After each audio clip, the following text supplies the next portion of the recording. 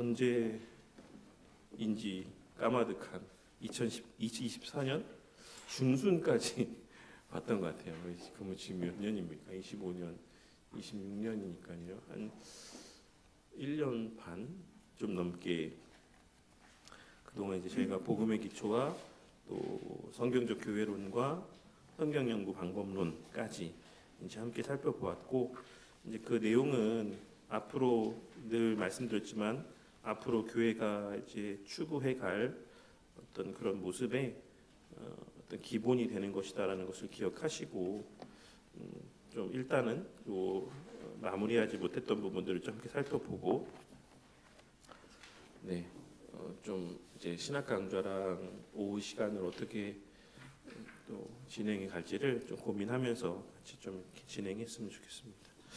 오늘은 이제 앞에 부분이 뭐 다 기억이 안 나시겠죠. 저도 뭐 생소하니까. 근데 보시면 또 다 기억이 납니다. 네. 그래서 앞에 부분을 쭉 이제 이어서 7부 구원에 대해서 이제 함께 이 시간 좀 살펴보는 시간을 갖도록 하겠습니다. 그래서 구원이 뭐 이제 그 앞에 목차에 보면은 7과의 목차에 어떤 내용들이 있냐면 구원과 예정과 선택과 유기, 유효한 부르심, 중생, 속죄, 한정적 속죄, 뭐 자유의지 믿음, 구원에 이르는 믿음, 뭐 칭의 믿음과 행위, 뭐 이렇게 쭉 나와요. 그래서 큰 어떤 틀에서는 구원의 서정에 대한 것을 말씀하고 있는 것이고, 그것을 좀 더 세분화하고 좀 더 폭넓게 또 그에 연관된 여러 가지 내용들을 스프러 목사님께서는 좀 다루고 있으신 것 같습니다. 그래서 7부의 내용에서는 어쨌든 구원과 관계된 전반적인 내용들을 함께 좀 살펴볼 예정이다.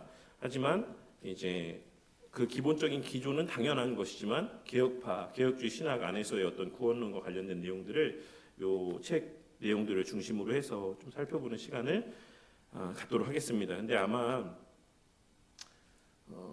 뭐 익숙하신 분도 있고 이미 뭐 이런 신학적이고 교리적인 내용들을 많이 접했기 때문에 이런 내용들에 대해서 익숙하신 분들도 있겠지만 또 그렇지 않은 분들도 있습니다. 그래서 이제 이 내용들이 사실 저도 사실 그렇거든요. 저희도 이제 신학교에서 이제 이번 첫 번째 학기 때에 이제 구원의 서정과 관련해서 웨스트민스터 신앙고백서 내용들을 좀 이제 배우는 시간들을 가졌는데, 우리가 알고 있다라고 하면서도 사실 또 이제 되게 애매한 부분들이 있어요.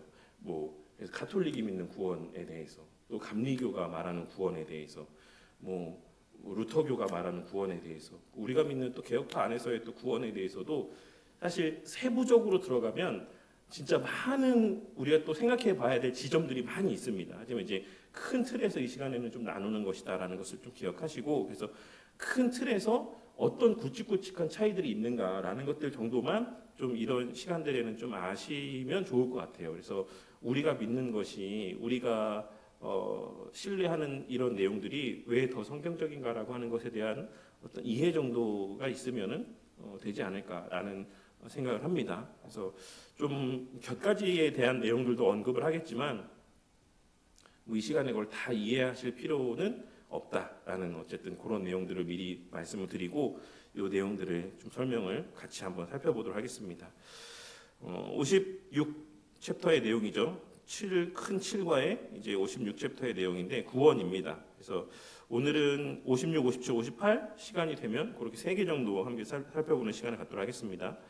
구원의 문제는 성경에서 가장 중요하다. 즉 성경의 주제는 이제 구원이라고 할 수가 있죠. 그래서 이제 그 구원주로서의 예수님에 대한 내용들이 이미 뭐 창세 때부터 계시가 돼서 예수님으로부터 정점을 찍고 그 재림하신 예수님까지의 내용들을 이제 성경이 다루고 있다라고 생각하시면 될 것 같아요.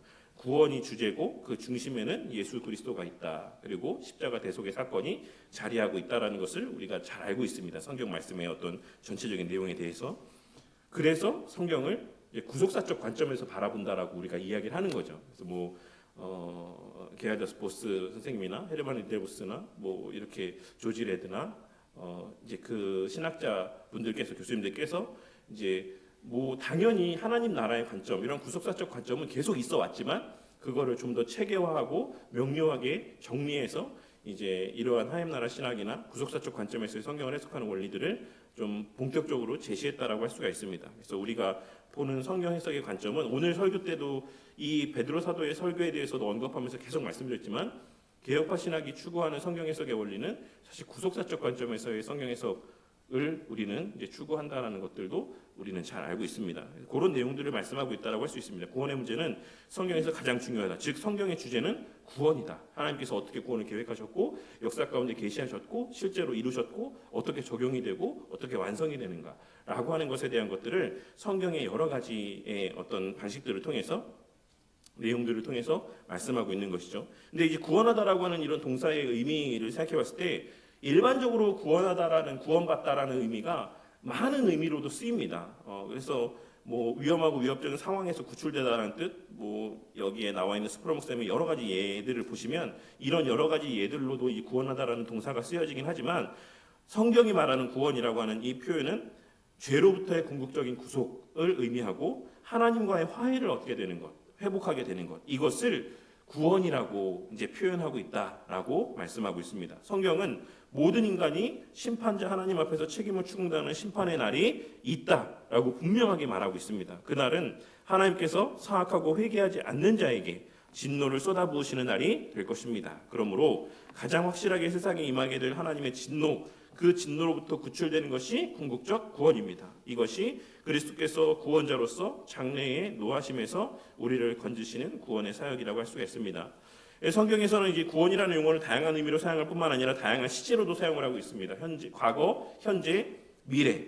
요거는 이제 밑에 요약 부분에서 다시 좀 더 설명을 드리도록 할게요. 여러 가지 의미로 시제들로도 표현을 하고 있습니다. 그리고 끝으로 구원에 관한 성경의 또 다른 관점에 주목하는 것이 필요한데 오늘 우리가 함께 베드로 사도의 마지막 말씀에서 너희들은 예수님을 십자가에 못 박았다. 하지만 하나님이 그 예수를 다시 살리시고 너희들에게 주와 그리스도가 되게 하셨다라는 설교 가운데도 암시되어져 있는 것처럼 구원은 전적인 하나님의 사역이다라고 하는 것을 우리가 언제나 잊지 말아야지만 됩니다. 이 첫 구원에 대해서 다루는 56챕터에서 이 말씀을 스프롤 목사님이 말씀하고 있는 거는 뭐 제가 뭐 스프롤 목사님이 이 책을 쓰실 때 옆에 있지 않았을까 모르지만 전체적인 내용들 가운데서 이 뒤에 언급되어지는 모든 것들이 다 그 주체는 하나님이다라고 하는 것을 주지하게 하시기 위해서 언급하고 있는 내용은 아닐까라는 생각을 좀 해봤습니다. 어쨌든 우리가 다 알죠.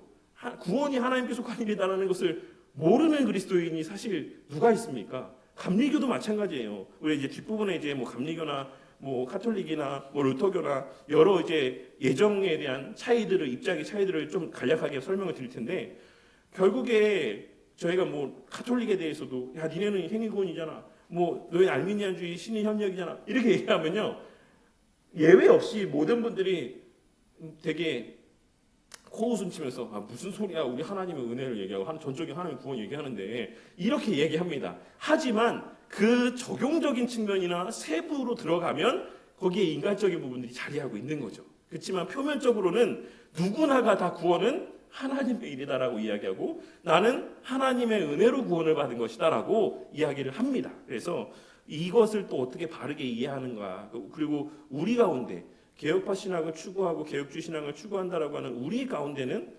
혹 구원이 하나님께 속했다라는 사실을 우리가 좀 우리 삶에서 잘못 적용하고 있는 부분들은 없는가라는 것들에 대해서도 생각해볼 필요가 있다라는 것이죠. 앞서 이제 제가 하이델베르크 유리문답 예배 시간에도 말씀드렸지만 우리가 구원받는 거 하나님의 은혜다라고 이야기하면서 성화도 하나님의 일임에도 불구하고 성화는 마치 우리에게 더 많은 포션이 주어져 있는 것처럼 그래서 다른 사람들에게는 저 왜 30년, 20년 신앙생활에도 왜 저거밖에 못해? 왜 저렇게밖에 신앙생활 못해? 라고 쉽게 정죄하고 비난하고 교묘하게 자기의 이런 어떤 신앙적인 진보, 어떤 성장을 은연중에 드러내는 이런 모습들을 우리가 나타내 볼 때가 있다라는 것입니다. 근데 과연 그 모습이 그러한 특별히 그게 또 개혁파 신학 안에서 되게 안타깝게 또 좀 도드라지는 모습 가운데 하나라고도 생각을 합니다. 뭐 제 오해일 수도 있지만 하지만 과연 그것이 구원은 주께 속한 것이다라고 하는 이 대전제에 부합되어지는 모습일까? 라는 거에 대해서는 우리가 좀 한번 질문을 던져볼 필요가 있다고 생각합니다.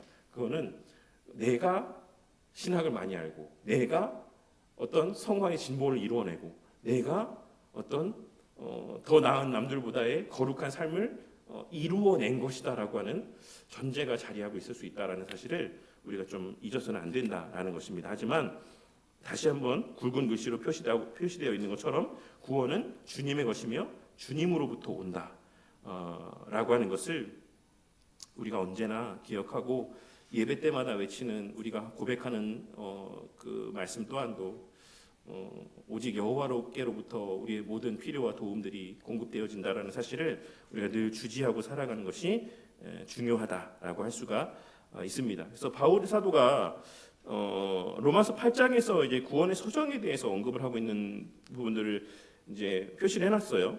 스프롤 목사님이. 그래서 구원의 서정에 대해서 29절 30절에서 성도의 구원을 다음과 같은 단계로 소개를 하고 있습니다. 미리 아심, 그걸 작정하심, 또 부르심, 의롭다 하심, 거룩하게 하심, 그리고 영화롭게 하심.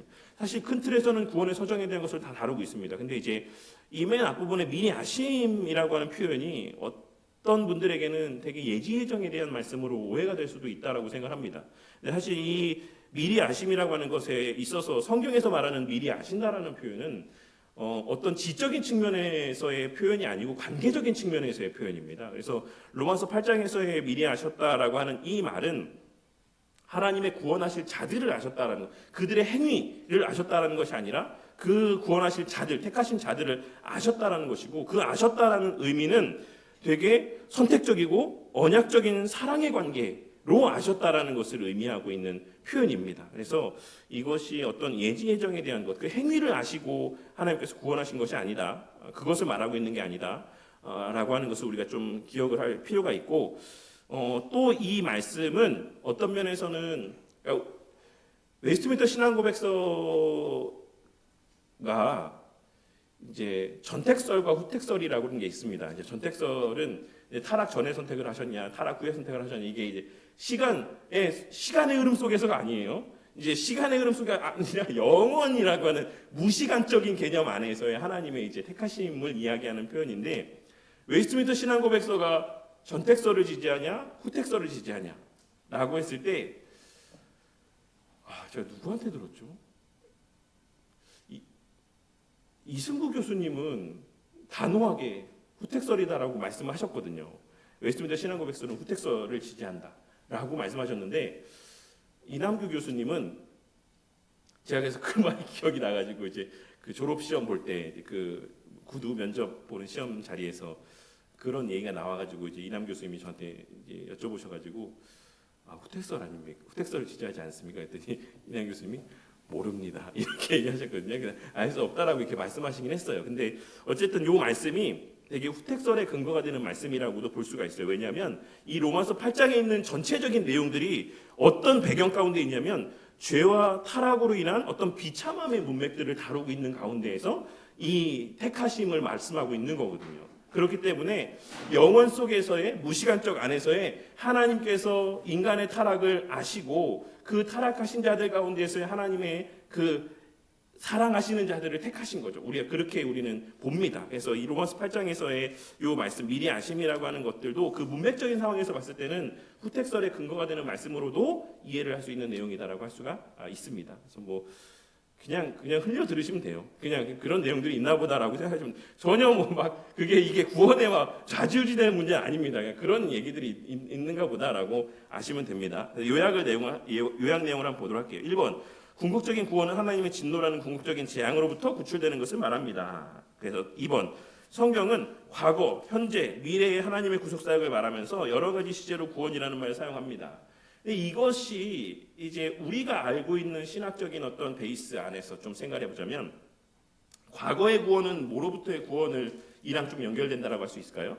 죄책으로부터의 구원을 이제 이미 우리가 죄의 책임으로부터는 완전히 이제 구원받았다라고 하는 의미로서의 어떤 과거의 구원에 대한 것을 말씀하고 있다라고 볼 수 있고, 현재로서의 구원은 그럼 뭐겠습니까? 현재의 구원받고 있는 것, 이것은 우리의 어떤 확정적 성화와 점진적 성화에 대한 것을 말씀하고 있는 것이다라고 볼 수 있어요. 그래서 우리가 로마서 6장과 7장에 보시면, 로마서 6장에서는 이제 어떤 확정적 성화에 대한 말씀들을 다루고 있고, 7장에서는 점진적 성화에 대한 것을 말씀하고 있다라고 볼 수가 있어요. 근데 이제 7장에서의 이 상태를 이제 구원받은 자, 거듭난 자의 상태로 볼 것인가, 거듭난 자가 여전히 죄와 씨름하는, 아까 제가 말씀드렸던 것처럼 머리가 날아갔는데도 이제 꿈틀꿈틀대고 이런 상태로 볼 것인가, 아닌 그럼 거듭나지 않은 자의 상태로 볼 것인가라고 하는 것이 개혁파 안에서도 두 갈래로 나눠집니다. 그래서 대다수의 견해는 이제 7장, 6장에서의 확정적 성화가 있고 7장에서는 이제 그 확정적 성화에서의 연장선상 가운데 점진적으로 이제 그 성화가 완성되어지는 과정 속에서의 우리의 연약함을 말하고 있는 거야. 7장은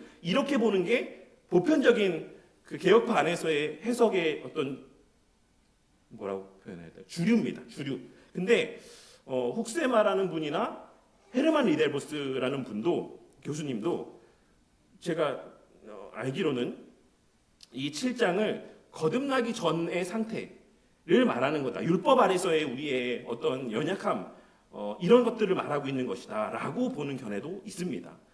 그리고 나서 이제 8장에 가면 이제 그리스도 안에서의 어떤 확실한 새 생명에 대해서 다루고 있는 것이다라고 이렇게 이야기합니다. 그래서 어쨌든 현재적 구원에서는 확정적 구원이, 그 확정적 성화가 있고 점진적인 성화를 성경은 말하고 있다. 그래서 이런 내용들이 있다라고 정도만 아시면 되겠고, 그래서 이거는 죄의 권세로부터의 자유함을 이야기하고 있는 거예요. 우리가 현재적인 상황 속에서 이제 죄와의 어떤 버텨낼 수 있는, 저항할 수 있는, 그리고 선을 행할 수 있는 그런 여지들이 남아 있다라고 하는 것, 이제 허락되었다라는 것을 말씀하고 있는 것이고, 이제 미래의 구원은 뭡니까? 이제 요거를 그냥 간단하게 표현해서 과거는 죄책으로부터의 구원이고 현재는 죄의 권세로부터의 구원이다라고 했을 때, 미래는 뭐죠? 죄의 존재로부터의 구원입니다. 그래서 미래에 이제 우리가 완성될 그곳에서는 죄라는 존재 자체와는 완전히 이제 관계없는 그러한 삶을 우리가 살아갈 것에 대한 것을 말씀하고 있는 것이 이제 미래적인 어떤 구원의 표현들이 담고 있는 의미라고 할 수가 있어요.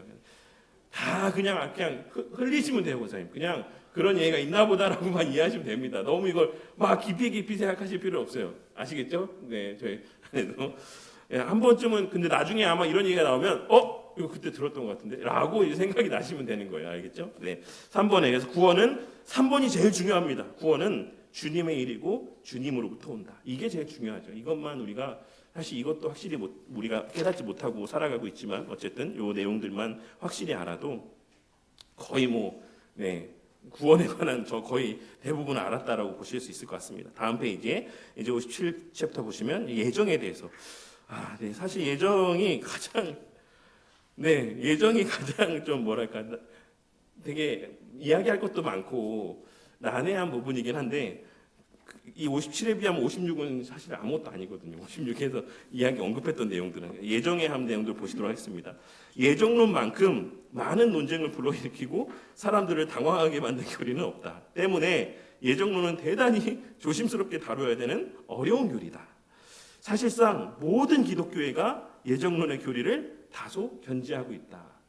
그러니까 우리가 일반적으로 예정론 하면 다 개혁주의만 이야기하고 다 칼빈주의만 얘기하고, 그리고 특별히 개혁주의를 공격하는 수단으로 예정론이 진짜 많이 쓰여지거든요. 근데 사실 예정론에 대해서, 예정에 대한 어떤 교리, 어떤 인식들이 없는 교회는 없습니다. 어떤 예정론을 믿느냐의 차이가 있는 것뿐이지, 예정론이라는 것 자체가, 우리는 예정론이라는 것 자체 몰라, 그런 거는 우리는 취급 안 해 라고 하는 개신교 교회에는, 어떤 기독교회는 없다라고 말씀하고 있는 것이죠. 없다라고 해도 과언이 아니다라는 이제 표현입니다.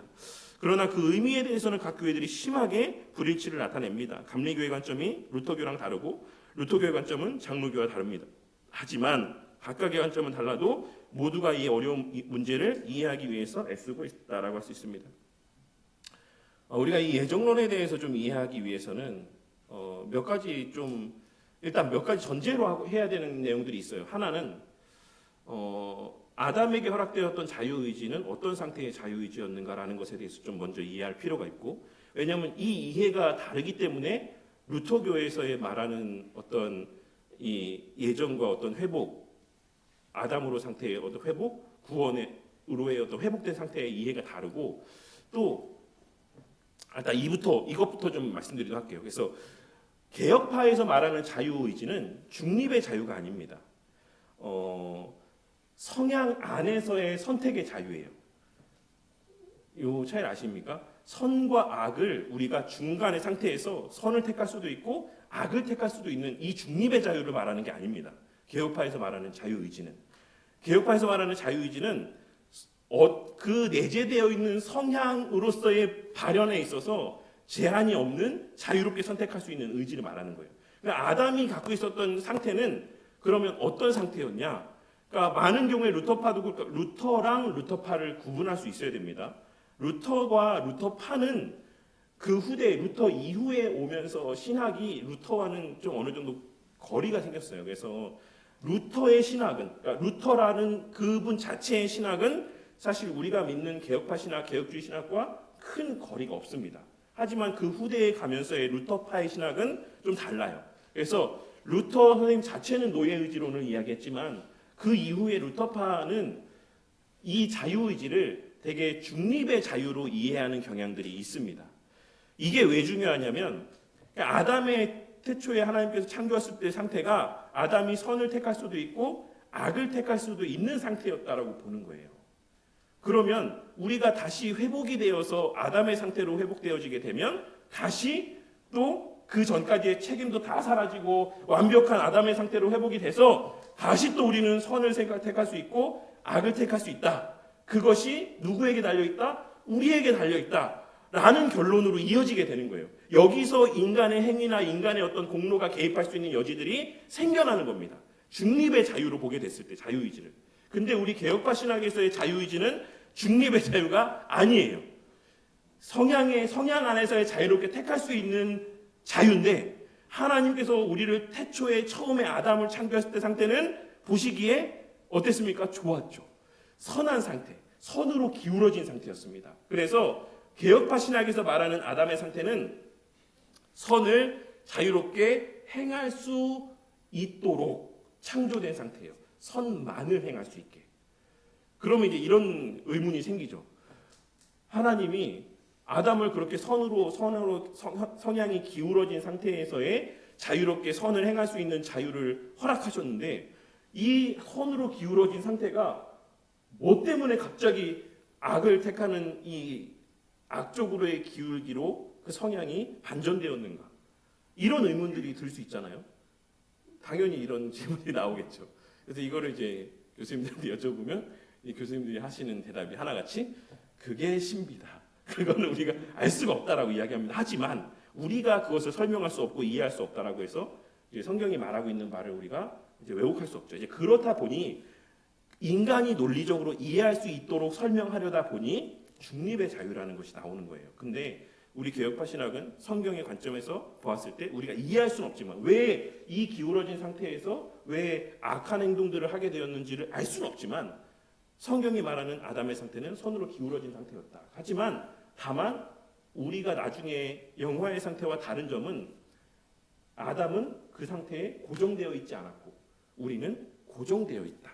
이제 우리가 거듭난 이후에 영화의 상태 가운데 우리의 그 자유는 그 완전한 선으로의 기울어진 상태 가운데 완전히 고정되어 있다라고 이렇게 설명을 합니다. 그래서 일단 그러니까 자유의지가 뭐냐, 성경이 말하는 자유의지가 뭐냐라는 것에 대해서 이해가 먼저 있어야지만 됩니다. 이제 어쨌든 그런 내용들을 가지고 내용들을 좀 살펴보도록 할게요. 그래서 어쨌든 각각의 관점들은 다 다르지만 모두가 이 어려운 문제를 이해하기 위해 애쓰고 있다. 사실 그래서 뭐 저도 이렇게 이야기하지만 저도 사실 잘 모르는 부분들이 많이 있죠. 근데 어쨌든 제가 아는 선에서 좀 말씀드리는 겁니다. 예정론이 의미하는 가장 기본적인 것은 우리 입장에서를 얘기하는 겁니다. 개혁파 입장에서 천국이든 지옥이든 우리의 궁극적인 목적지가 우리가 태어나기 전부터 하나님에 의해서 결정되었다라고 하는 것이 예정론의 핵심입니다. 그래서 달리 표현하자면 우리가 존재하기도 전인 영원 전부터 하나님은 인류 가운데 어떤 자들을 구원하시기로 결정하셨고 나머지는 멸망하도록 두셨다. 이것이 이제 앞서 말씀드린 이제 전택설, 후택설과 관계된 영원 속에서의 선택을 말씀하고 있는 겁니다. 모든 것은 하나님이 선택하셨다. 그가 어떤 사람들은 구원하셔서 하늘의 영원한 복락 가운데 있게 하시고 또 어떤 사람들은 자신들의 죄과에 따라 영원히 지옥의 형벌 가운데 있게 하신 것이다. 많은 그리스도인들이 고수하는 비개혁주의적 관점. 이게 중요하죠. 비개혁주의 관점을 어떤 사람들이 고수한다? 많은 그리스도인들이 고수한다. 우리는 되게 소수입니다. 제가 지금 이렇게 얘기하지만 사실 우리처럼 완전하게 개혁과 신학 안에서의 예정론을 이해하고 이제 자유의지에 대해서 이해하고 하는 사람들은 전 세계적인 관점에서 봤을 때 정말 소수예요. 그래서 이승 교수님이 그런 얘기 하시더라고요. 수업 시간에. 우리는 이제 주일신앙 교재를 벌코프 주일신앙으로 쓰는데 외국에 가면 벌코프가 누군지도 모른다. 신학교에 이 벌코프 책이 누군지도 이 책이 무슨 책인지도 모르는 신학생들이 부지기수고 차고 넘친다. 정말 우리와 같이 이런 개혁파 신학 안에서의 조직신학을 공부하고 신학을 연구하는 그러한 사람들은 정말로 소수다라고 말을 합니다. 그러니까 스프롤 목사님이 그런 얘기를 하는 거죠. 많은 그리스도인들이 여기에서 많은 이라는 생각보다도 더 많은 이라는 의미입니다. 많은 그리스도인들이 고수하는 비개혁주의적 관점에서는 그러한 선택이 하나님의 예지에 기초한다라고 본다. 그래서 이런 예지 예정의 견해를 갖고 있는 것이 큰 틀에서는 감리교 계열이죠. 감리교 계열 가운데 이 알미니안 계열 가운데 있는 교파들이 어디가 있습니까? 일단 당연히 감리교가 있고 뭐 성결교도 있고 순복음도 있고 뭐 나사렛도 이쪽인가요? 네, 뭐 이렇게 있고 사실 또 침례교 안에도 스펙트럼이 넓지만 침례교 안에도 상당 부분은 또 이 예지 예정의 어떤 신학들을 갖고 있다라고 할 수가 있고 성공회 안에도 사실 스펙트럼이 넓지만 성공회 안에도 이런 예지 예정의 관점을 갖고 있는 어떤 사람들이 더 많다라고 생각합니다. 우리처럼 이런 관점을 갖고 있는 사람들은 사실 별로 되지 않아요. 그래서 예지에 기초한다. 사실 예지에 기초한다라고 하는 건 뭡니까?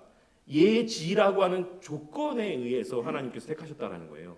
근데 우리는 뭡니까? 사실 이런 논쟁들이 어디서 가장 이제 활발하게 논의가 됐냐면 도르트 회의에서 결정적으로 논의가 됐죠. 그래서 그 학론파라고 불려지는 사람들이 이제 이런 내용들에 대해서 막 이제 이야기를 합니다. 그래서 우리가 이 도르트 회의에서 결정된 이제 그 신앙 고백의 내용이 뭡니까? 도르트 신조죠. 그래서 우리가 일반적으로 튤립교리라고 이야기하는 5가지의 어떤 그 내용들이 이 내용들 가운데 정립이 됐습니다. 그래서 뭐 무조건적인 선택이라고 하든지 뭐 전적인 타락이라든지 제한 속죄라든지 뭐 저항할 수 없는 불강력적 은혜라든지 뭐 성도의 견인이라든지 이런 교리들이 당시에 갖고 있는 이런 예지 예정을 주장하는 어떤 이러한 사람들의 학론파의 주장에 대해서 우리는 그렇게 믿지 않아. 우리는 이렇게 믿어라고 하는 내용들을 이야기했다라고 정리한 내용이라고 보시면 돼요. 그래서 이 5가지의 튤립 교리에 반대되는 지점에 이제 알미니안 신학을 추구하시는 분들이 자리하고 있고 큰 틀에서는 여기 안에 이제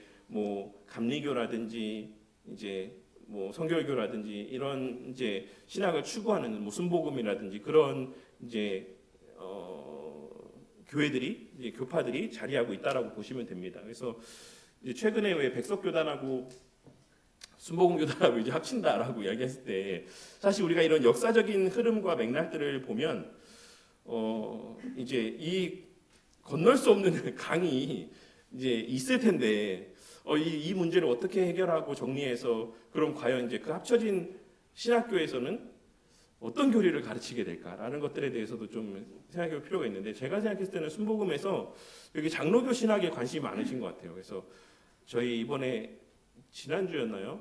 개혁주의 설교연구원 세미나에 그 한국 웨스트민스터 신학교 총장 목사님이 오셨더라고요. 그래서 총신 출신이신데 이제 거기 총장을 맡고 계신데 그 한국 웨스트민스터 신학교를 순복음이 인수를 했어요. 그 이사장이 이영훈 목사입니다. 저기 순복음 교회. 그래서 그러면서 이제 그 목사님 총장 목사님이 오셔서 이제 소개를 하시는데 우리 신학교가 정말 보수적인 개혁파 신학이다 이렇게 얘기하셨는데 이게 과연 가능할까? 이사장이 순복음 목사님이신데 그러면 그 목사님이 자기 교회 강단에서 설교하는 것과 그 웨스트민스터 신학교에서 가르치는 신학이 좀 다르지 않나 이제 이런 생각도 있었는데 어쨌든 생각은 순복음 교회와 교단이 좀 장로교 신학에 좀 되게 매력을 느꼈나 이런 생각을 좀 요새 좀 해보는 것 같습니다. 어쨌든 그렇게 큰 어떤 차이가 있어요. 역사적으로 봤을 때 그리고 어떤 카톨릭 같은 경우도 넓은 범주에서는 예지예정의 범주에 속한다라고 보시면 됩니다. 그래서 이 우리가 알고 있는 이중예정 그리고 무조건적인 선택 이 교리는 사실 우리 정말 소수의 개혁파 신학 안에서만 갖고 있는 예정론에 대한 어떤 인식이다라고 생각하시면 됩니다. 그러나 어쨌든 조건이 있다는 얘기죠. 이것을 예정의 선견적 관점이라고 봅니다. 그래서 하나님께서 인간의 결정과 행동을 미리 아신다라는 점에 근거한다. 그러니까 조건적이라는 얘기죠. 조건적인 선택이라는 거죠. 그러나 개혁주의의 관점은 다릅니다. 그들은 궁극적으로 구원을 결정하는 것은 하나님께 속한 것이다라고 봅니다. 이 관점에서는 하나님의 선택이 주권적입니다. 그것은 미리 아신 바 된 인간의 결정이나 반응에 근거한 것이 아닙니다. 그러한 결정들이 진실로 하나님의 주권적인 은혜에서 나오는 것이다라고 봅니다. 이와 같은 개혁주의 관점은 타락한 인간을 그냥 두면 하나님을 절대로 선택하지 않을 것이다라는 견해를 고수합니다. 그러니까 이것은 이제 여기서부터 이제 또 생각해 보자면 이제 형상과 모양에 대한 것을 또 우리가 생각하게 되죠. 그래서 가톨릭에서는 형상은 일반 은총적 관점에서의 어떤 이성과 어떤 인간다움의 모습들을 이야기한다라고 한다면, 모양을 가톨릭 얘기라는 겁니다. 지금 오해하시지 말고, 저희 쪽 얘기 아니에요. 모양은 어떤 특별 은총적 관점에서의 어떤 이런 신앙적인 영적인 부분의 것을 이야기해요. 근데 이제 가톨릭이 이것을, 우리는 형상과 모양을 같이 봅니다. 그래서 전적인 타락을 이야기하잖아요. 근데 되게 좀 조심스러운 말이지만 로마 가톨릭은 당연히 전적인 타락을 부정합니다. 완전 죽은 상태가 아니라고 이야기를 해요. 그래서 이 하나님께서 주신 일반 은총적인 인간의 어떤 의지나 이성으로도 신이라는 존재가 있을 텐데 막 하나님에 대해서 갈구하게 되고 하나님에 대해서 알고자 하는 마음들을 생각할 수 있다라고 로마 가톨릭은 이야기를 합니다. 거기에 이제 하나님의 은혜가 주입되었을 때 이제 인간이 아담의 상태를 이제 회복하게 되고, 그래서 선을 행하며 이제 덕을 쌓고 공로를 쌓을 수 있는 그러한 조건들이 된다. 다만 그게 아담의 상태이기 때문에 또 동시에 우리가 할 수 있지만 또 동시에 이건 뭘 또 담보하는 겁니까? 타락할 수도 있다. 죄를 지어서 우리가 그 구원에서 떨어질 수도 있다라고 이야기하는 게 이제 로마 가톨릭이 말하는 바죠. 이거를 제가 어떤 비유로 이 내용들을 좀 설명하면 좋을까라는 것을 좀 고민해봤는데 완벽하지 않을 수도 있어요. 근데 물에 빠진 자를 건져내는 것을 이제 비유로 해서 말씀드릴게요.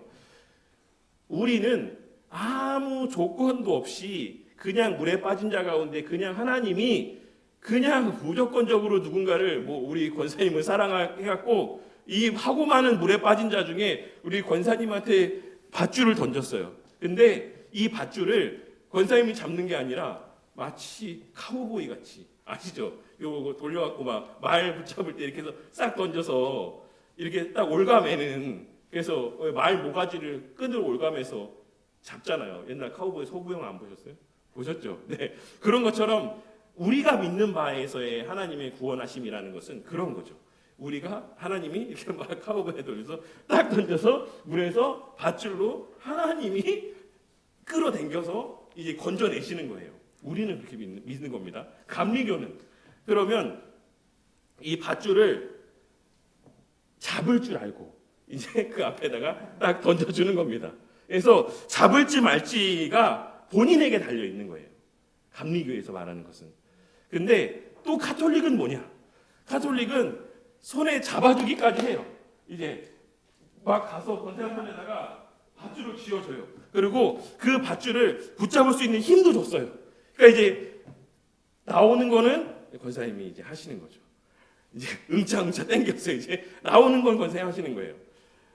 감리교 알미니안에서 말하는 거는 이제 잡을지 말지가 사람에게 달려 있다. 근데 하나님이 이제 잡을 줄 아시고 주셨다, 던져주셨다라고 한다면 이제 가톨릭에서는 주입된 은혜를 얘기하기 때문에 이제 쉽게 설명했을 때 여기에 이제 오류가 있을 수도 있어요. 근데 어쨌든 쉽게 이해했을 때 이제 하나님의 은혜로 잡는 것까지도 해준다라고 로마 가톨릭은 이야기하는 거예요. 하지만 그걸 이제 잡아서 이제 나올 수 있는 힘도 주셨다라고 생각해요. 그래서 나오는 거는 권사님의 역할인 거예요, 이제. 그리고 대신 중간에 만약에 권사님이 그걸 이제 놔버리면 물에 빠지는 거는 권사님 책임인 거죠. 이렇게 로마 가톨릭은 이렇게 보는 겁니다. 그래서 감리교가 거부할 수 있는 은혜다라고 한다면 여기는 그거를 상실할 수 있는 가능성을 이야기하는 거죠. 로마 가톨릭은 권사님이 그렇다는 얘기가 아니라 이런 식으로 이해할 수 있는데 여기에는 다 뭐가 있냐면, 그러니까 우리는 전적인 타락을 이야기하지만 모든 우리 개혁파를 제외한 모든 신학에는 완전히 죽은 상태는 아니다라는 일정 부분의 전제가 깔려 있습니다.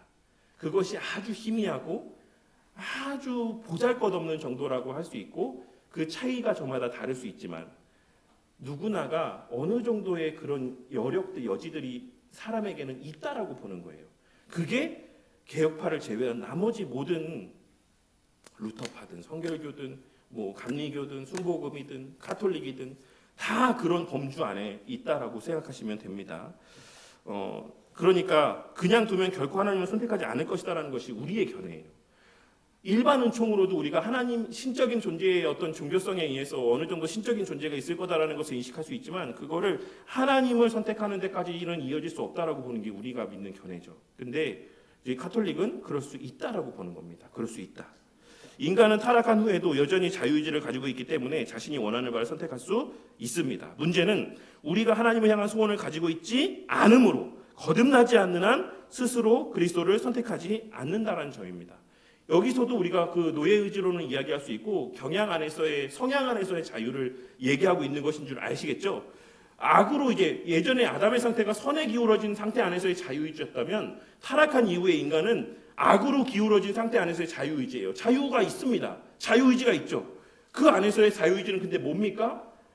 어떤 악을 행할까의 자유인 거예요. 어떤 죄를 지을까? 오늘은 또 어떤 죄를 한번 지어볼까? 이런 자유인 것이 그것이 선을 행할 수 있는 자유는 아니다라는 겁니다. 그래서 이 개혁주의 관점은 타락한 인간을 그냥 두면 결코 하나님을 선택하지 않을 것이라는 견해를 고수합니다. 인간은 타락 후에도 여전히 자유의지를 갖고 있기에 원하는 바를 선택할 수 있습니다. 문제는 우리가 하나님을 향한 소원을 갖고 있지 않으므로 거듭나지 않는 한 스스로 그리스도를 선택하지는 않는다는 점입니다. 믿음은 거듭남에서 오는 선물입니다. 오직 선택받은 자들만이 믿음 안에서 복음을 따를 수 있습니다. 하나님의 선택을 받은 자들은 그리스도를 선택합니다. 야곱과 에사의 경우도 자신들이 해놓은 일이나 앞으로 할 일에 근거하여 선택 여부가 정해진 것이 아니라 오직 하나님의 주권적인 선하시고 기뻐하시는 뜻에 따라 정해진 것입니다. 바울은 다음과 같이 이야기합니다. 그뿐 아니라 또한 리브가가 우리 조상 이삭 한 사람으로 말미암아 임신하였는데 그 자식들이 아직 나지도 아니하고 무슨 선이나 악을 행하지 아니한 때에 택하심을 따라 되는 하나님의 뜻이 행위로 말미암지 않고 오직 부르시는 이로 말미암아 서게 하려 하사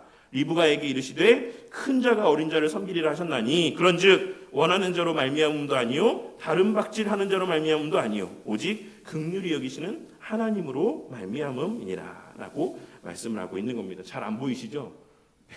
거기 제가 복사를 했는데 너무 안 보여. 이게 초록색 글자라서 그렇습니다. 로마서 9장 10절 12절 그 내용입니다. 그냥 참고하시면 될 것 같아요. 예정론에서 우리를 괴롭히는 문제는 하나님께서 모든 사람을 선택하여 구원하지 않았다라는 데 있습니다. 이게 결정적이에요. 얼마나 사람들이 사랑이 많은지 하나님보다도 더 사랑이 많아서 하나님이 왜 저 사람들은 선택하지 않았냐 라고 이야기를 합니다. 너무 좀 모순된 거 아닙니까? 실제 삶에서는 그 자신들이 갖고 있는 물질 하나도 나누기를 이렇게 꺼려하는 삶을 살아가면서 하나님이 선택하신 거에 있어서는 사실 세상 그 누구보다도 사랑이 많은 사람인 것처럼 하나님이 왜 그렇게 하시냐, 하나님 왜 저 사람 구원하지 않냐 이렇게 하는 이 인간의 악함을 우리가 보게 되는 겁니다.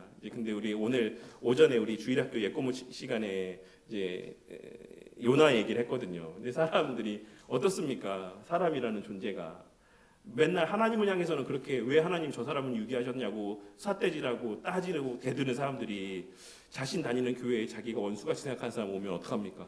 아, 저 사람 여기 왜 왔어? 이런 생각하는 게 그게 인간이면서도 하나님을 향해서 왜 저 사람은 유기하셨냐라고 이야기하는 게 우리의 악함이라는 거죠. 그게 사실 예정론이 그냥 성경 말하는 그대로 믿으면 되는데 이 부분이 많은 걸림이 되고 이 부분 때문에 또 예정론을 받아들이지 못하고 씨름하시는 분들이 너무 많다라는 겁니다. 그에게는 원하는 자들에게 자비를 베푸실 권한이 있습니다. 타락한 인류 중 어떤 이들은 선택이라는 은혜와 자비를 받는다. 그리고 나머지 사람들은 하나님께서 간과하시며 그들의 어떤 자신의 죄 가운데 그대로 있게 하시는 거죠. 선택받지 못한 자들은 처벌을 받습니다. 선택받은 자들은 자비를 받습니다. 그러므로 아무도 불의를 당하는 게 아닙니다. 하나님께서 그냥 그대로 내버려 두시는 거죠.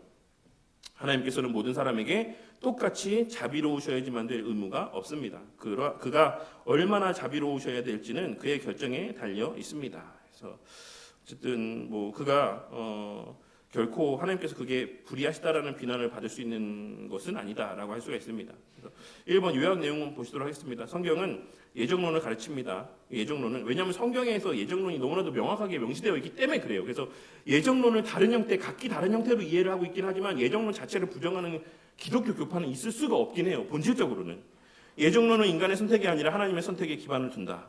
3번 거듭나지 않은 사람들에게는 그리스도를 선택하고자 하는 소원이 없다. 근데 다른 교파들 안에는 있다라고 본다라는 견해들이 있다라고 말씀드렸죠.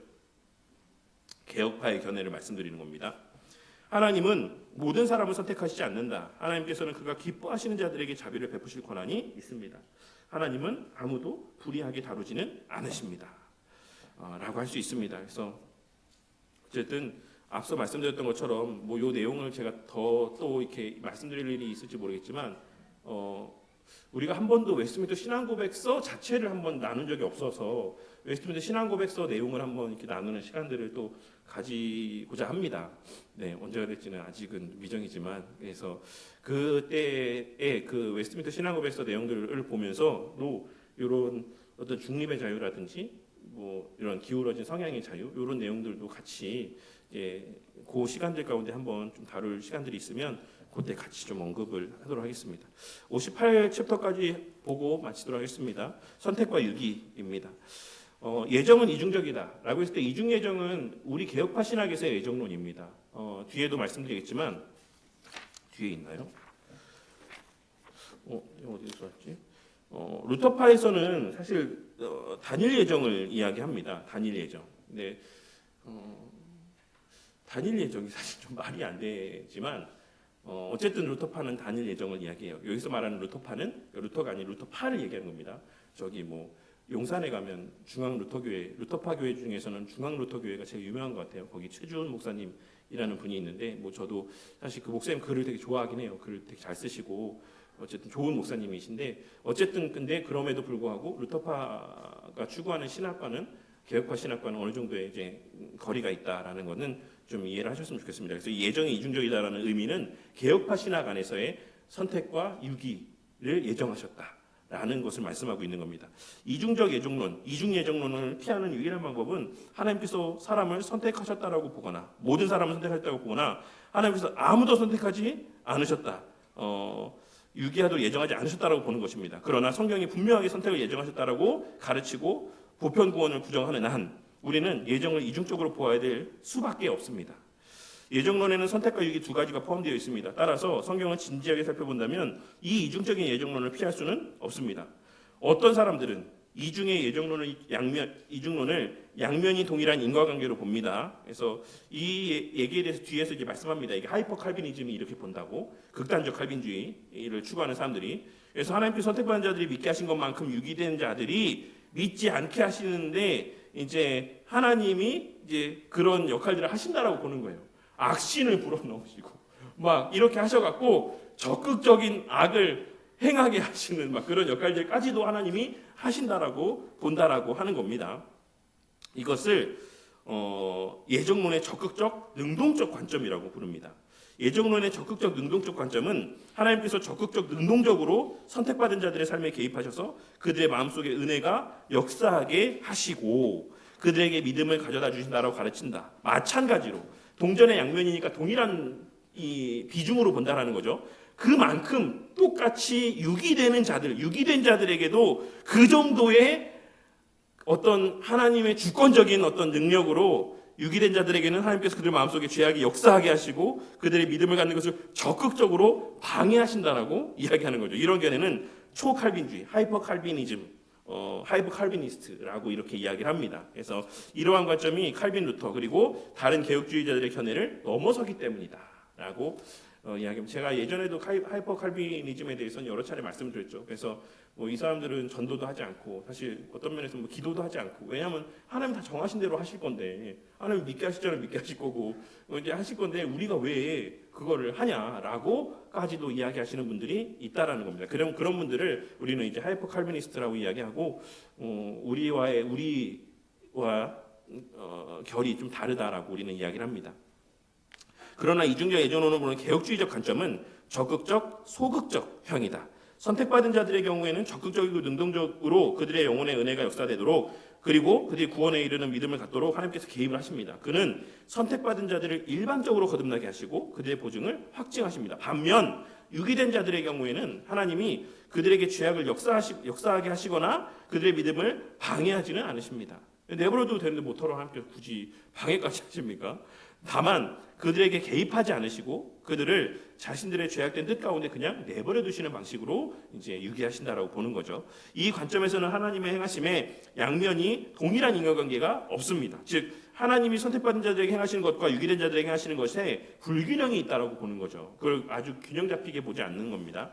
그러나 거기에는 공정한 근본 원리가 있습니다. 하나님의 개입을 받지 않는 유기된 자들은 궁극적으로 멸망의 길을 가게 되어 있기 때문이다. 그리고 그들의 파멸은 선택받은 자들의 궁극적인 구원과 마찬가지로 분명하고도 확실하다라고 할 수 있습니다.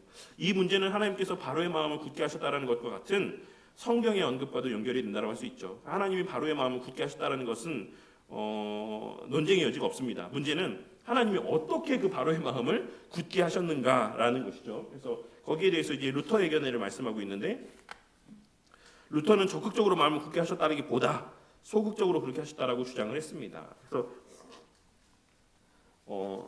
루터는 다시 또 말씀드리지만 루터 선생님 자체의 신학은 개혁파 신학과 거의 큰 대동소이하다. 네. 하지만 그 루터를 따르는 후계에다 계승했다라고 하시는 분들은 사실 루터 선생님이 추구했던 신학과는 거리가 있다라는 것을 꼭 기억해야 되겠습니다. 즉 하나님 마음속에 새로운 악을 창조해서 바로의 마음 가운데 넣으신 것이 아닙니다. 바로의 마음속에는 이미 모든 일에 하나님의 뜻을 반대할 만한 충분한 악이 있었다. 그러므로 하나님이 누군가의 마음을 굳게 하시기 위해 하실 일은 오직 그들로부터 죄악을 누그러뜨리는 은혜를 거두시는 것. 그러니까 죄를 억제하는 은혜를 거두시는 것. 그래서 그들이 자기 자신의 악한 충동대로 그냥 행동하도록 내버려 두시는 것뿐이다. 그냥 그렇게 두시면 그 본성대로 그 기울어진 악의 성향대로 그냥 악을 행하는 거예요. 그것이 하나님께서 지옥에 저주받은 자들에게 하시는 일입니다. 소극적인 의미에서의 개입이신 거죠. 우리가 이런 얘기들을 그래서 좀 신학적인 용어로 뭐라고 표현한다라고 말씀드렸습니까? 허용적 작정이다라고 우리는 이렇게 표현한다라고 말씀드렸었죠. 네. 하나님은 그들의 자신의 어떤 사악함 가운데 그냥 내버려 두시는 겁니다. 또 하나님이 어떤 의미에서 에서를 미워하셨는지에 대한 문제를 푸는 두 가지의 설명이 있습니다. 그래서 사실 두 가지 설명이 있어요. 보편적으로는 첫 번째 설명이 개혁파 신학 안에서의 에서를 미워하셨다라는 의미에 대한 해석입니다. 그래서 그러니까 뭐 요지를 말씀드리면 야곱은 사랑하고 에서를 미워했다라고 했을 때 에서를 미워한 게 적극적으로 진짜 미워하셨냐 아니면 덜 사랑하신 거를 얘기하는 거냐 이런 두 가지 견해가 있다라는 거예요. 그래서 보편적인 견해는 두 번째 후자에 덜 사랑하셨다라는 견해로 보는 게 그게 개혁파 안에서의 보편적인 성경 해석입니다. 근데 아더핑크 목사님 같은 경우는 이제 적극적인 어떤 미워하심으로 해석을 합니다. 그러니까 그렇게 보는 개혁파 안에서의 견해도 있다라고 할 수가 있어요. 뭐 후세마라는 분도 그렇게 보신다고 하고 첫 번째 설명 보시면 하나님의 미움이 에서를 향한 부정적 감정이 아닌 단순히 구속의 사랑이 없는 상태다라고 정의하는 거죠. 그러니까 아예 사랑하지 않고 미워했다라는 게 아니라 구속의 사랑, 엄청난 구속까지 할 만큼의 사랑은 아니었다. 야곱만큼의 사랑이 아니었다라고 해석을 하는 겁니다. 그래서 여기서는 하나님이 야곱을 사랑하셨다는 것도 다만 공로 없이 은혜 받은 자가 되게 하셨다는 뜻입니다. 즉 야곱은 하나님의 은혜를 받을 자격이 없었지만 하나님께서 그에게 은혜를 주셨습니다. 그리고 에서는 야곱과 같은 은혜를 받지 않았습니다. 그런 의미에서 에서가 하나님의 미움을 받았다라고 성경을 표현하는 것이죠. 이거를 왜 이렇게 해석하냐면 이게 히브리어 관용적 표현이기 때문에 그래요. 예수님께서도 누가복음에서 뭐라 말씀하셨습니까? 부모를 미워하지 않는 사람이라고 했을 때 그 미워하다라는 의미가 적극적인 미움을 얘기하는 게 아니잖아요. 뭐 그 해당 본문의 설교를 들어보셔서 아시겠지만 더 사랑하고 덜 사랑하다, 누구를 사랑하고 누구를 미워하다라는 이 히브리적인 관용적 표현의 의미는 베러덴의 의미입니다. 더 사랑해야 된다. 나를 더 사랑해야 돼, 부모보다. 이 의미를 얘기하고 있는 거예요. 부모를 나보다 더 사랑하면 안 돼. 덜 사랑해야 돼. 이런 의미지 부모를 미워해야 돼. 적극적으로 미워해야 돼. 이런 거를 예수님께서 말씀하신 게 아니다라는 거예요. 그래서 그런 관용적인 의미로 야곱과 에서에 대한 것도 해석을 하는 거죠. 그래서 이것이 하나님께서 적극적으로 미워하셨다는 게 아니라 야곱을 더 사랑하셨다. 그리고 그 사랑은 구속의 사랑으로 사랑하셨고 에서는 그 정도가 아닌 덜 사랑하셨다라고 해석하라는 게 보편적인 개혁파 안에서의 해석이다라고 생각하시면 됩니다. 하지만 두 번째 견해도 있어요. 제가 감히 누구라고 뭐 흑세마나 뭐 이런 아더핑크 목사님 잘못했습니다라고 할 수 없죠. 이런 견해도 있다라고 했을 때 하나님이 실제로 에서를 미워하셨다라고 보는 견해가 있습니다. 에서는 하나님 보시기에 가증스러운 자였습니다. 에서에게는 하나님이 보시기에 사랑하실 만한 것이 아무것도 없었다. 에서는 멸망을 담기에 적합한 그릇이었다. 그리고 하나님의 진노와 거룩한 미워하심을 받을 만했다. 이 두 가지 설명 중 어느 것을 선택할지는 우리 각자의 몫이다. 그래서 사실 어느 것을 선택해도 잘못된 성경 해석이다라고 보기는 어렵다라는 것을 말씀하고 있는 겁니다. 하지만 보편적으로는 첫 번째 설명이 더 보편적인 견해다. 요약을 보시겠습니다. 1번 예정론은 이중적입니다. 두 가지 면을 갖고 있습니다. 그래서 선택과 유기 두 가지 모두 예정하셨다라고 보는 게 개혁파의 견해다. 하지만 이제 루터파는 이제 단일 예정을 이야기하고 그다음에 감리교를 비롯한 그 계열에 있는 모든 교파들은 예지 예정을 말한다라고 이렇게 그 선택이 뭐에 근거한 그들이 행할 것에 대한 어떤 그것을 보시고 조건에 근거한 선택이다라고 이렇게 보신다는 거죠. 우리는 무조건적인 선택이죠. 무조건적으로 하나님의 구원하실 자와 그렇지 않을 자를 선택하실지 유기하실지를 무조건적으로 선택하셨다라고 이렇게 봅니다. 예정하셨다라고. 이중적 예정론, 초칼빈주의는 극단적 칼빈주의는 하나님께 선택과 유기 모두 책임이 있다라고 이렇게 이야기합니다. 이중적 예정론을 보는 개혁주의 관점은 적극적, 소극적 형이입니다. 그래서 우리는 이렇게 본다, 이러한 견해들을 갖고 있다라는 정도만 이해를 하시면 될 것 같아요. 그래서 뭐 오늘 나눈 내용들 가운데서 가장 좀 핵심이라고까지 할 수는 없지만, 네, 어쨌든 좀 하나 주지하셨으면 좋을 만한 내용은, 그러니까 아담의 상태에 주어져 있었던 자유의지는 어떠한 상태의 자유의지였는가라고 하는 것. 그거는 선으로 기울어진 성향의 자유, 성향 안에서의 자유였다라고 하는 것 정도 아시고 그렇게 보는 것이 개혁파 안에서의 자유의지를 이해하는 가장 보편적인 견해. 모두가 다 그렇게 본다. 하지만 우리를 제외한 나머지는 다 중립의 자유로 보고 인간의 어떤 선택의 여지들이 남아 있고 회복된 이후에도 여전히 인간이 선택할 수 있는 어떤 중립적인 위치로의 회복을 이야기하기 때문에 이제 거기에서 잡을지 말지, 놓을지 말지, 뭐 붙잡고 올라갈지 말지 이런 것들이 다 인간에게 이제 해당되어지는 영역의 문제로 이제 남게 되는 것이다라고 할 수가 있죠. 그래서 그러니까 자유의지를 어떻게 이해하느냐에 따라서 정말 많은 어떤 또 이런 신학적인 관점의 차이들이 생겨날 수 있다라고 하는 것을 좀 요 내용들 가운데서 좀 기억을 하시면 좋을 것 같습니다. 그리고 한 가지는 더는 이제 구원은 주님의 것이며 주님으로부터입니다. 요거를 항상 주지하고 이 뒤에 이어지는 모든 내용들의 뭐 유효한 부르심이라든지 중생이라든지 뭐 이런 모든 것들이 다 네, 그렇게 좀 이렇게 다루면 좋을 것 같습니다. 네. 그래서 뭐 63 이제 없으시니까 그렇지만 63과에 보면 자유의지를 스프러 목사님도 다루고 있긴 해요. 뒤에 보시면 그래서 그거 한 줄만 잠깐 읽어보면 우리 삶의 모든 선택에는 다 이유가 있다. 어떤 일은 하고 싶은 열렬한 욕망 때문에 한다. 또 어떤 일은 하고 싶은 마음을 전혀 인식하지 못한 채 한다. 그러나 인식하지는 않아도 거기에는 하기 원하는 욕망이 존재하고 있다. 이 욕망이라는 것이 지금 제가 계속해서 설명했던 성향을 얘기하는 겁니다. 성향.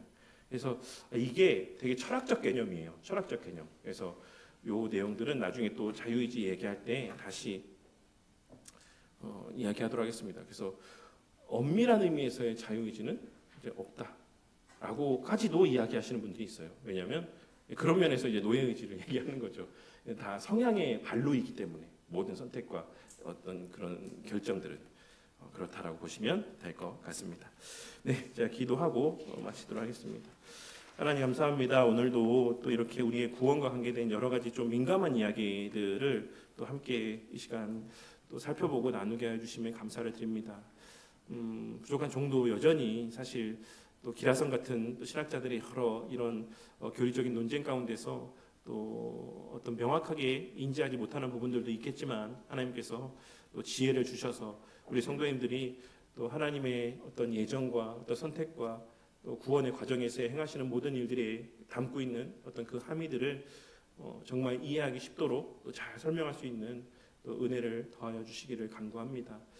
역사 가운데 이렇게 많은 논쟁들이 있었다라는 얘기는 그만큼 사실 이 하나님의 또 계시된 바를 이해하는 데 있어서의 어려움이 있다라는 것을 의미하기도 하지만 또 한편으로는 그 모든 중심에 논쟁의 중심에 성경을 읽는 말씀 그대로 이해하기보다는 우리가 납득할 수 있는 방식으로 성경을 이해하려 하는 어떤 그런 모습들이 이런 많은 성경에 있어서의 또 성경이 말하지 않는 바를 또 이야기하게 되는 또 결과로 이어지게 되었다는 사실을 생각해 보면서 우리 선배들이 늘 이야기했던 것처럼 하나님의 계시하신 바 안에서 우리가 자족하게 하여 주시고 말씀하지 않으신 바를 우리가 넘어가지 않게 하시고 또 계시하신 바에 대해서만큼은 전적으로 설령 것이 우리에게 이해가 되지 않는 신비의 영역의 문제라 할지라도 말씀하신 바 그대로 또 믿을 수 있는 또 믿음들을 우리 가운데 허락하여 주시옵소서.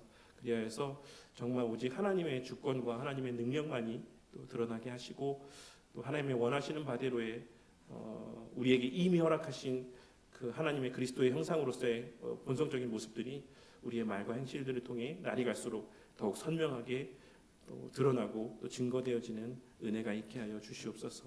또 한 주의 삶이 우리 가운데 주어졌습니다.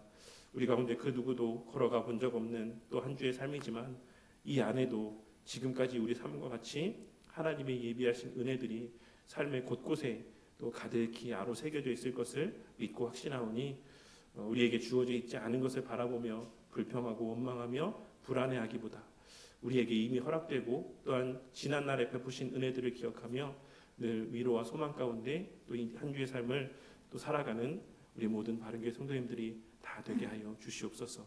특별히 몸이 아파서 또 예배 가운데 함께하지 못한 성도 또 출산으로 인해서 함께하지 못한 또 성도들이 있습니다. 하나님 또 함께하지 못함으로 인한 여러 안타까운 마음들을 위로하여 주시고 또 이러한 시간들을 통해서 함께 모이고 또 대면하여 볼 수 있음이 얼마나 귀한 하나님의 은혜인지를 깨닫게 하시고 그렇게 우리의 세상 끝날까지 함께 모이게 하심의 이 가치를 귀하게 여기며 더욱 모이기에 힘쓰는 우리 모두가 다 되게 하여 주시옵소서.